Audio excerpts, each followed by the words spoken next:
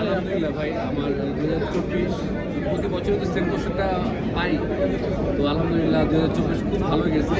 আর আশা করি 2025টাও ইনশাল্লাহ আল্লাহ খুব ভালো কাটাবে, কারণ 25-এ খুব ভালো ভালো কাজ আসতেছে। এই তো 2 তারিখে তো আসতেছে ব্ল্যাক মানি, তারপর ফেব্রুয়ারিতে আসতেছে আমাদের হাউস সুইট। 2024-এ আসলে মানে আপনার জীবনে প্রাপ্তি বেস্ট প্রাপ্তি যেটা আপনাকে আপনি মনে রাখবেন মানে ভালো সব কাজই তো প্রাপ্তি, মানে যেটা ভালো করি এরপরে মানে ওইটাকে ছাড়া একটা ভালো কাজ। মানে আমাদের টিমের যে করে কাজ করেছে, ধরেন আমরা শেষমেশ করলাম, তারা ইসি থেকে শুরু করে তারপরে আমরা লাস্ট ইভেন 4 করলাম।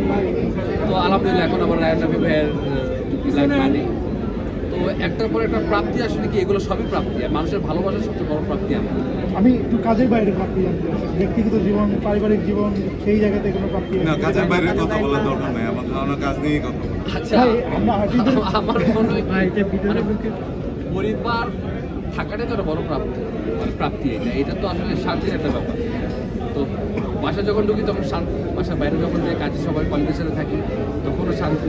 আসলে কাজটাও এখন একটা পরিবার হয়ে গেছে আমাদের, মানে আমাদের যে ইউনিটটা বা আমরা যেখানে যাই সবাই একটা পরিবার হয়ে গেছে আর কি। তো বাসা থাকলে একটা পরিবার, বাইরে গেলে একটা পরিবার, তো পরিবারের মধ্যেই আছে। আপনারও তো পরিবার, আপনার তো পরিবার বাইরে। একটা প্রশ্ন ছিল, আপনার বেশ কিছু কাজ হচ্ছে ফ্র্যাঞ্চাইজ হয়ে গেছে, লাইক যদি আমরা ব্যাচেলর পয়েন্ট বলি, আমরা যদি ফিমেল বলি, এই কাজগুলো আগামী ইয়ারে আসার ব্যাপার হচ্ছে আসলে কতটা আশাবাদী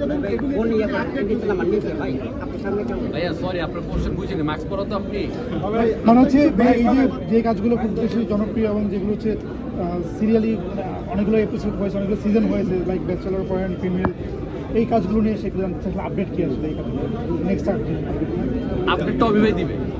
এটা টাইম টু টাইম পাওয়া যাবে, এটা আমাদের আপডেটগুলো পাই। এবং সামনে ঈদ।